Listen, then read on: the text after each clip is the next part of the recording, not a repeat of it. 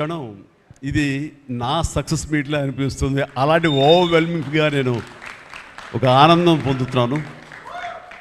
ఎందుకో తెలీదు, ఇక్కడ కావలసిన ఉన్న వాళ్ళందరూ కూడా నాకు ఎంతో కొంత ఎప్పటి నుంచో పరిచయం ఉన్నవాళ్ళు, ఎంతో ఆప్యాయత పంచుకున్నవాళ్ళు. సో వాళ్ళ ముఖంలో ఆనందం చూస్తుంటే కనుక ఇది నా ఆనందంలో అనిపిస్తుంది. ఈ సక్సెస్ మీట్ నా సక్సెస్ మీట్లా అనిపిస్తుంది.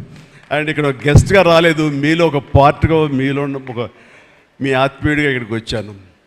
అండ్ ఈ సినిమాకి ముందు నేను నాకు కలిసినప్పుడు ఎట్లా ఉంది ఏంటి సినిమా మీ రాబోతుంది కదా అంటాను. డిఫరెంట్ క్యారెక్టర్ నేను అటెంప్ట్ చేశాను. And Dhanush is a lead character. అంటే అదే నాకు ఎట్లాగా ఒప్పుకున్నామంటే తెలియదండి. రెగ్యులర్గా ఈ హీరో క్యారెక్టర్స్ ఇలాంటివన్నీ చేస్తూ నాకు ఎక్కడో కొంచెం డిఫరెంట్గా చేయాలి, కొత్త హొరైజన్ గేట్లు ఓపెన్ చేయాలనిపిస్తుంది. ఈ సినిమా నాకు అలా ఉపయోగపడుతుందని అనిపిస్తుంది. అంటే దాని వాళ్ళ సినిమా చూశారు, అది 100% కరెక్ట్. తను కూడా అదే అక్నాలెడ్జ్ చేశాడు. ఈ సినిమా తర్వాత ఒక 40 ఏళ్ళు ఉంటాను ఇందాక తను అన్నమాట వాస్తవం. నటుడుగా ఎంత ఎక్కువ కాలం మనం జీవిస్తాం అనేది తప్ప ఒక హీరోగానే పట్టుకొని ఇలాగే ఉండాలి అనుకోవటం అనేది కరెక్ట్ కాదు. అండ్ ఇలాంటి క్యారెక్టర్ ఎంత బాగా చేశాడంటే నేను తర్వాత చెప్తాను. సో ఫస్ట్ ఆఫ్ ఆల్ ఇలాంటి సినిమా శేఖర్ కమ్ముల ఏ ధైర్యంతో నాగుని అడిగాడు, నాకు ఏమి ఊహించుకుని ఫ్యూచర్లో ఈ క్యారెక్టర్ చేస్తాను ఒప్పుకున్నారు. ఇదే ఫస్ట్ సక్సెస్ అని భావిస్తున్నాను ఈ సినిమాకి. ఆ తర్వాత ఇంకా ఈ క్యారెక్టర్ ధనుష్ తప్ప ఇంకెవరిని ఊహించుకోలేము. ధనుష్ ఒక్కడే దీనికి న్యాయం చేయగలడు. తన పెర్ఫార్మెన్స్ అనిపించింది క్యారెక్టర్ చూసిన తర్వాత. నిజంగానే తిరుపతిలో సినిమా చూస్తుంటే తిరుపతిలో ఓపెన్ చేసినప్పుడు కింద ఒక యాక్సిడెంట్ అయ్యే ముందు బెగ్గర్స్లో కూర్చున్నప్పుడు ధనుష్ అని గుర్తించడానికి ఆ పరిగెత్తేంతో నాకు గుర్తించలేకపోయాను. అంతగా క్యారెక్టర్లో యూ ఇన్వాల్వ్ సో మచ్. నీ గెటప్ కానీ అన్నీ కానీ అంటే అక్కడ తెలిసిపోతుంది తన డెడికేషన్ ఏమిటో ఆర్టిస్ట్ గారు అది. అండ్ ఈ సినిమా ఇది నేను ఒక ఎక్స్పీరియన్స్ తప్ప నాకు ఒక సినిమాగా నేను చూడలేదు, ఒక వాస్తవంగా జరుగుతున్నదిగా అనిపించింది నాకు. అండ్ శేఖర్ కమ్ముల డీటెయిల్డ్గా నేను మిగతా అందరి నుంచి మాట్లాడే ముందు అసలు నువ్వేమిటి, నీ ఆలోచన విధానం ఏమిటి అనేది ఇట్స్ ఎంటైర్లీ డిఫరెంట్. 25 సంవత్సరాల పాటు నువ్వు అనుకున్న విధంగా, నువ్వు అనుకున్న క్యారెక్టర్స్ తోటి, నువ్వు అనుకున్న కంటెంట్ తోటి 10 సినిమాల కంటే ఎక్కువ చేయకపోయినా సరే ఒక్కొక్కటి ఒక ఆణిముత్యంలాగా చేసుకుంటూ ప్రజల గుండెలో, ప్రేక్షకుల గుండెలో ఒక సుస్థిరమైన స్థానం ఏర్పరచుకున్నావు. అండ్ ఆ మధ్యకాలంలో మీరు నా ఒక పోస్టర్, మీరు 25 years పోస్టర్ మీరు రిలీజ్ చేయాలని అనుకున్నప్పుడు అది మీట్ అవ్వడానికి, అతనికి టైం ఇవ్వడానికి నాకు నిజంగా 3-4 days పట్టింది.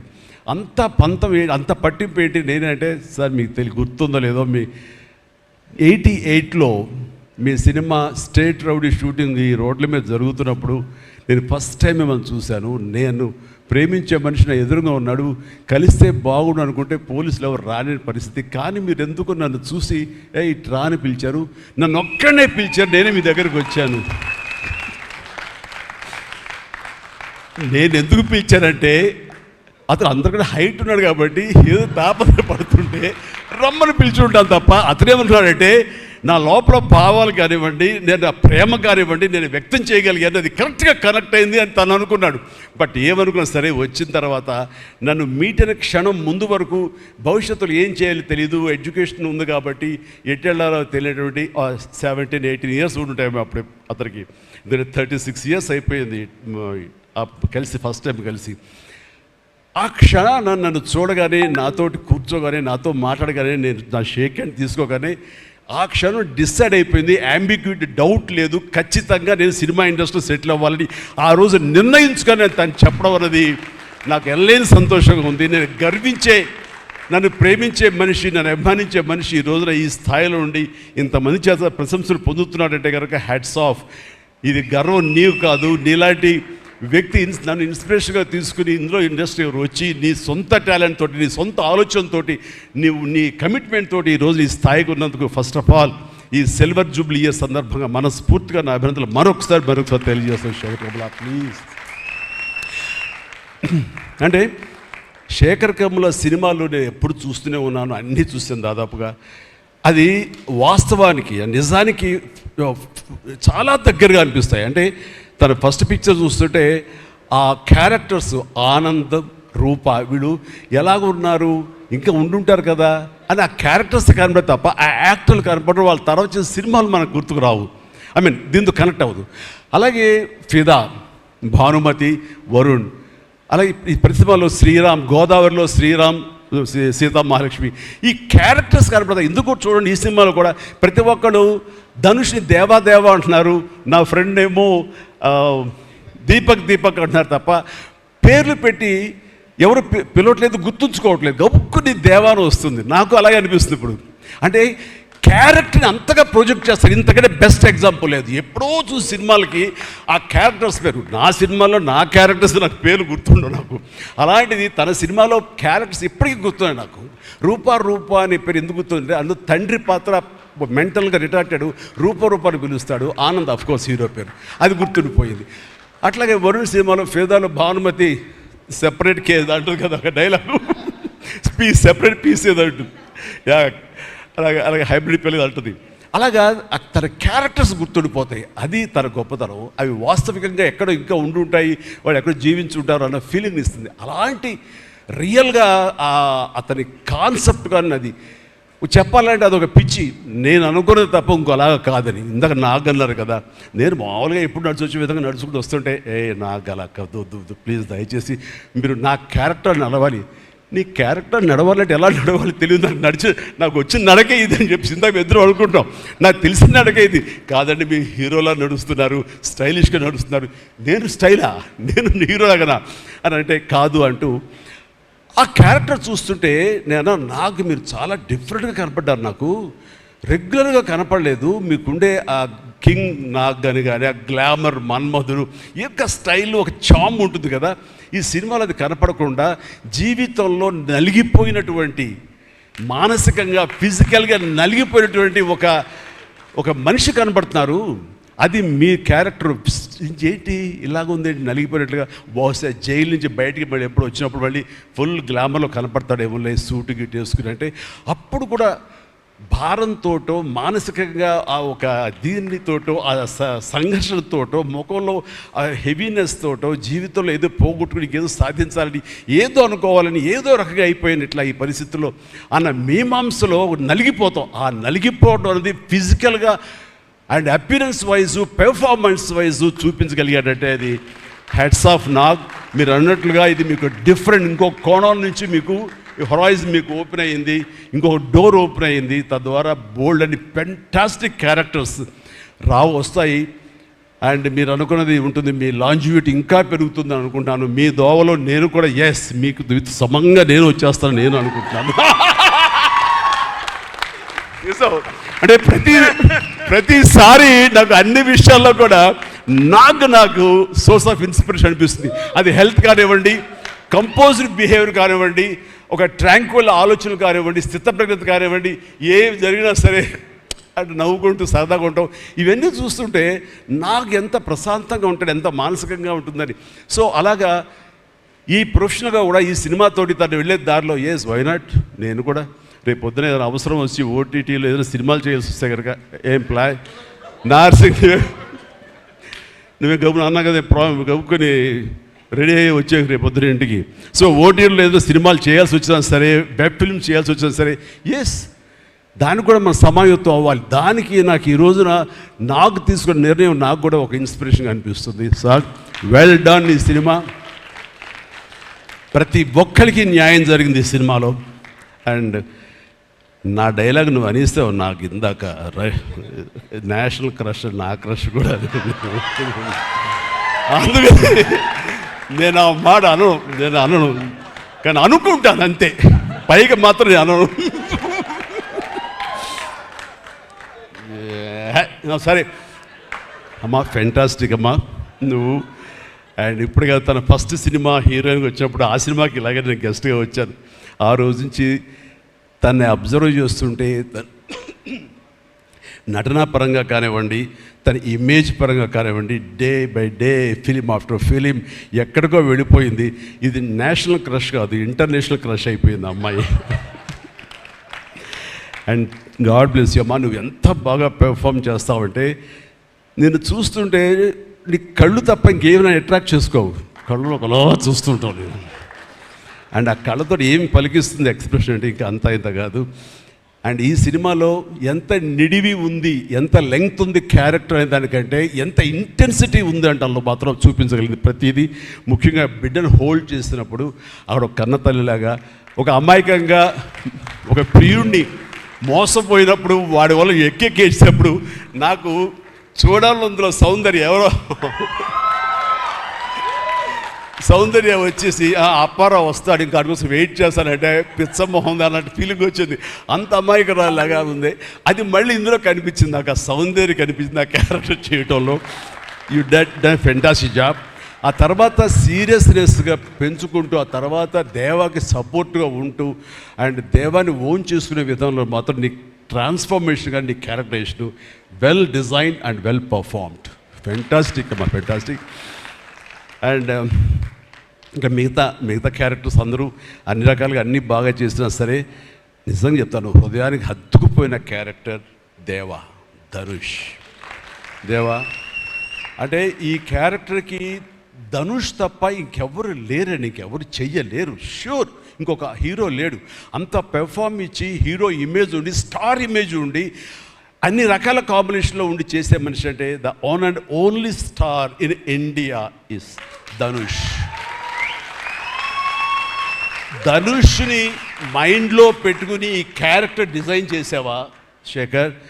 లేదు, నీ క్యారెక్టర్కి అతను అనుకోకుండా సరిపోయాడా అని అంటే నాకు లేదు. నువ్వు ధనుష్ని దృష్టిలో పెట్టుకుని క్యారెక్టర్ డిజైన్ చేసేవేమో అనుకో అనిపిస్తుంది నాకు. ఎందుకంటే ఈయన సపోజ్ నేను చేయలేని శేఖర్, వెరీ సారీ, நான் ரொம்ப பிஸியாக இருக்கேன், நான் பண்ண முடியாது అని சொன்னா என்ன பண்ணுவேని? ఎవరున్నారు చేయడానికి? నన్ను అడిగితే నా వల్ల కాదు, నాకు వద్దని బాబు ఈ కష్టాలు ఇవి నాకు ఇలా ఎవరు లేరు. అంత న్యాచురల్గా ఆ క్యారెక్టర్లో ఇమిడిపోయి ఆ క్యారెక్టర్ని అంత బాగా చూపించడం అనేది ధనుష్ తప్ప ఇంకెవరు లేరు. ధనుష్ నీకు బెస్ట్ యాక్టర్ అని చాలా మామూలు అయిపోయింది. మాకు ఎప్పుడైనా వస్తే వావ్ నాకు వచ్చిందో నేషనల్ బెస్ట్ యాక్టర్ అనుకోవాలి తప్ప నేను. బట్ నీకు ఇది మామూలు అయిపోయింది. మళ్ళీ ముందస్తుగా నీకు అడ్వాన్స్గా చెప్పేస్తున్నాను, నీకు కంగ్రాట్స్. నీకు బెస్ట్ యాక్టర్ అనేది ఖచ్చితంగా రావాలి. లేకపోతే నీకు నేషనల్ అవార్డ్స్కి అనేదానికి మళ్ళీ అర్థం లేదు. బట్ అది నీకు ఇది మామూలే, కానీ నీకు ఈ సినిమాకి వస్తే కనుక ఇందులో ప్రతి ఒక్కరికి ఇది గర్వకారణం. అది definite you will win. Fantastic. ఇక ప్రొడ్యూసర్స్గా మన సునీల్ ఉన్నాడు.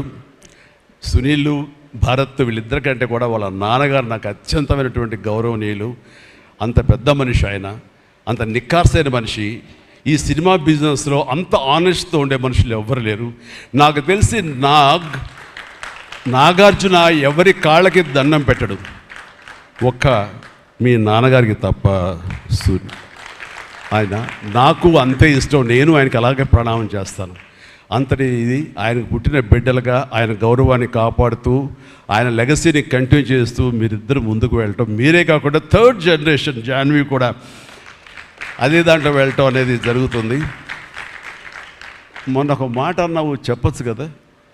చెప్పనా? ఓకే సార్, మళ్ళీ మాకు సినిమా చేయాలి సార్. మీరు వద్దులేవా, మీరు అది రకరకాలు చేసుకుంటున్నారు కదా మళ్ళీ ఎందుకు అని. సార్, మా నాన్నగారు మీ సినిమాలో డిస్ట్రిబ్యూట్ చేసి మేము బాగా డబ్బులు గడించాం సార్ అప్పుడు నైజాంలో. మీరు అప్పుడు నైజాంలో మీ సినిమాలు అంటే నైజాం కింగ్ అనుకునేవాళ్ళం మేము. ఆ తర్వాత మేము కొంచెం ప్రయత్నం చేసాం సార్, మాకు బాగా డబ్బులు వచ్చింది సార్, కానీ అల్లు అరవింద్ గారు ఇక్కడ పెట్టేసరికి మాకు అవకాశం లేకుండా పోయింది. ఏమనట్లే ఎప్పుడు అది అది అది కట్ చేసేస్తాలే ఆ ముక్క, లేదు అది ఎడిటింగ్లో తీసేస్తాలే. అంటే సికింద్రాబాద్లో గీతార్స్ పెట్టారు కదా, అందుకే మీకు సినిమాలు రాకుండా పోయి సరే పక్కన పెట్టేద్దాం. ఆ తర్వాత మీ థర్డ్ జనరేషన్ జాహ్నవి సినిమా తీసి ప్రొడ్యూసర్గా అమ్మాయి రావాలనుకుంటుంది అనుకున్నప్పుడు I wish all the best for her. ఎప్పుడు కలుస్తాను అన్నాను. అదేదో మీరు ఇస్తే మీతోటి అమ్మాయి అడిగిన 3 జనరేషన్స్లో మా ఫ్యామిలీతోటి మంచి సంబంధం ఉన్నట్లు అవుతుంది అన్నారు. పాప మీ నాన్న అడిగారు, ఇంటికి వచ్చి చెప్పారు లేదో నాకు తెలియదు, but we are doing.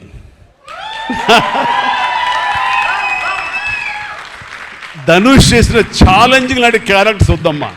Fun oriented, mass oriented, మనది సరదాగా గ్లామర్ ఇంతే. Okay, right.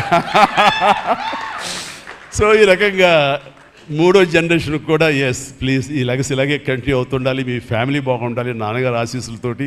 అండ్ ఇలాంటి కుబేరా సినిమాలు మరి ఎన్నో సక్సెస్ఫుల్ సినిమాలు చేయాలి. ఇందాక ధనుష్ అన్నట్లుగా మీ మొక్కల ముందు నవ్వు ఉండాలి. ఇప్పుడు నవ్వు కొంచెం ప్లీజ్. Thank you. మీరు నవ్వుతూ ఉంటేనే మా అందరికీ నవ్వు ఉంటుంది, మేము నవ్వుతూ ఉంటాం. Thank you. అండ్ మిగతా టెక్నీషియన్స్ పరంగా చూస్తే కనుక నికేత్ కెమెరామెన్ డిఓపి నేను ఎప్పుడు చూడలేదు. Hi Niket, I haven't seen your films. I don't remember even. But the way you are presenting yourself here is very much appreciable. I could see the energy, what you are pouring here, definitely it will reflect on the stage. Otherwise, Nagaja would have been praised you so much. And you also grab my attention. And future, I don't know, yes, maybe. And you have done a fantastic job. So initially when villain scenes are happening, that time I could see the top floor swimming pool. There I could see the richness of the film. So hardly they would have spent anything. So riches comes not because of the money. Riches comes with your viewfinder. So that way our credit goes to the whole film has grabbed attention and it looks very rich. So definitely please, I will awaiting you in future, and all the very best. Good luck. Done a great job as far as the camera is concerned. And then మా యోగేశ్వరుడు మా పెద్ద అనుకోండి పాపం లేని వయసు వద్దు sir కూర్చోండి sir మీరు please please sit down take your seat కూర్చో సార్ మీరు లెగదు సార్ మమ్మల్ని ఇబ్బందిగా ఉంటుంది ఇద్దరం చాలా నువ్వు అనుకుని మాట్లాడే పరిచయం మాకు శుభలేఖ సినిమా నుంచి 1980 నుంచి వీఆర్ వర్కింగ్ టుగెదర్. ఈ మధ్యకాలం వరకు కూడా ఎప్పుడైనా సెట్కి వస్తాడు రాగానే సినిమా అడుగుతాడేమో, నెక్స్ట్ సినిమా ఏం చేద్దాం అడుగుతాడంటే బాబాయ్ ఈసారి మీ ఇంటి నుంచి నాకు ఆవకాయ పచ్చడి రాలా అంటాడు. Mango pickle, as for mango pickle from my house. So ఈసారి పంపించాను బాబు, వస్తుంది. శుభం. ఫెంటాస్టిక్. నువ్వు ఈ వయసులో కూడా ఇంత బాగా పనిచేస్తున్నావు, ఇంత కష్టపడుతున్నావు అంటే కనుక అవసరమా అనిపిస్తుంది. రిటైర్ అవ్వచ్చు కదా, హ్యాపీగా రెస్ట్ తీసుకోవచ్చు కదా అని. కానీ మన సోల్స్ అవే రిటైర్మెంట్ అది తీసుకోలేము. కష్టపడి పనిచేయటంలోనే మనకు ఆనందం ఉంటుంది, కష్టపడి పనిచేయటంలోనే ఈ ఇష్టమైన పురుషుల్లో మనం ఉంటాం. మన లాంజివిటీ ఉండాలి అంటే మనం ఇందులోనే ఉండాలి ఖచ్చితంగా. అండ్ భగవంతుడు ఇంకా సంపూర్ణ ఆయురారోగ్యాలు ఇవ్వాలి. నాన్నగారు ఆయన పనితనం నాకు గుర్తుంది, ఆయన దగ్గర కూడా పనిచేశాను నేను, అలాగే ఇప్పుడు నీతో కూడా పని కొనసాగిస్తున్నాను. అండ్ ఈ సినిమాలో నువ్వు పార్ట్ అవటం అనేది it is great, wonderful Tharani, please. And ఇక్కడ చూస్తుంటే యంగ్స్టర్స్ ఎంత ఎంతూజియాస్టిక్గా ఉన్నారంటే వాళ్ళందరినీ పేరున నేను పిల్లలని కానీ యంగ్స్టర్స్ అంటే ఇండస్ట్రీ ఎంత ఫ్రెష్గా ఎంత యంగ్స్టర్స్ తోటి ఎనర్జీతో ఉంది అంటే అంత అయితే కాదు. నాకు అనిపిస్తుంది అబ్బా మన ఇండస్ట్రీ ఏమైనా ముసలిదైపోయిందా అని అనిపిస్తుంది అప్పుడప్పుడు అద్దంలో మమ్మల్ని మేము చూసుకుంటూ.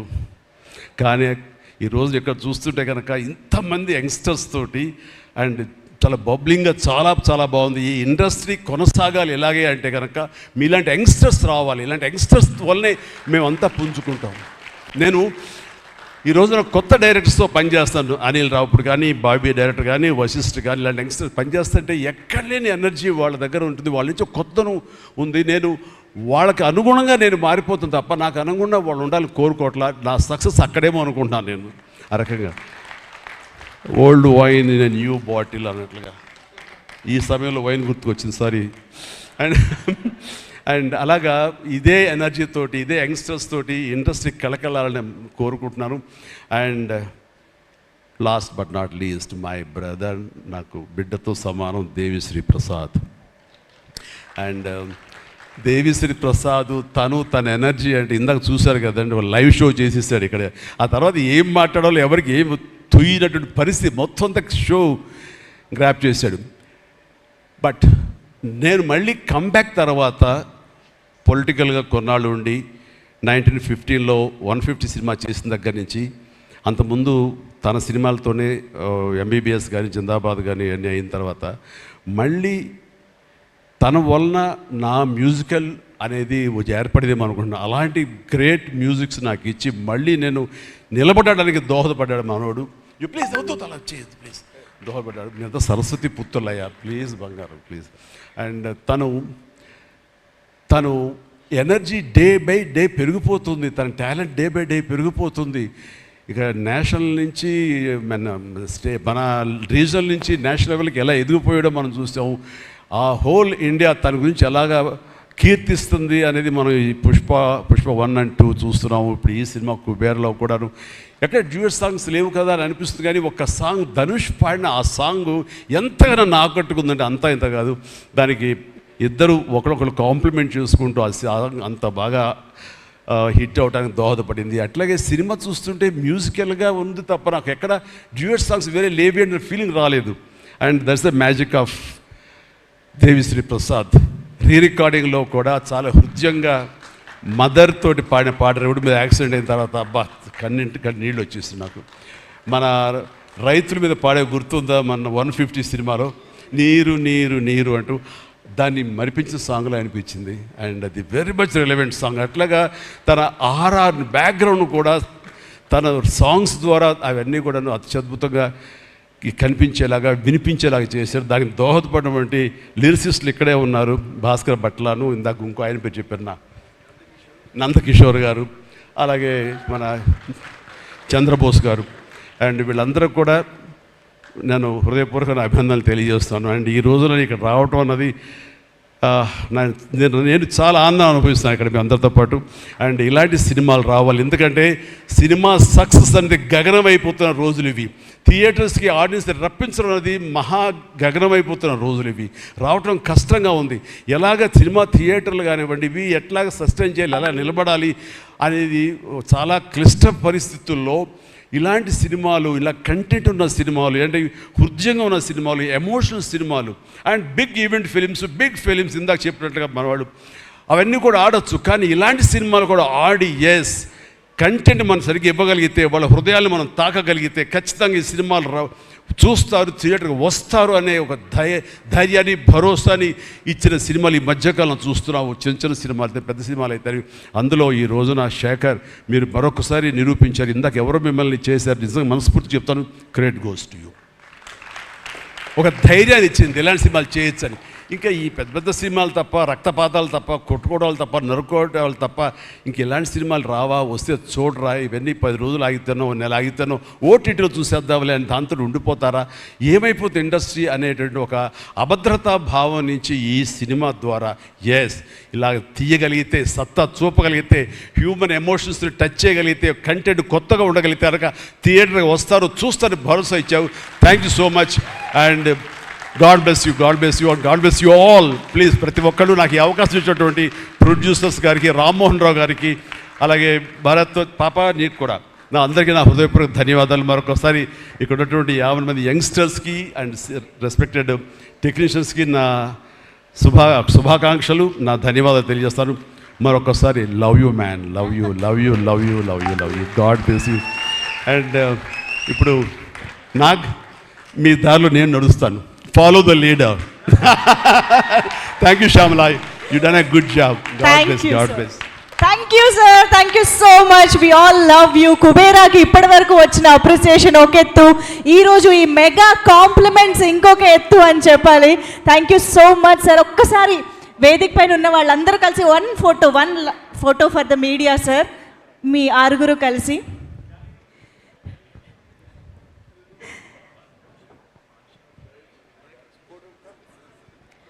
ఒక్కసారి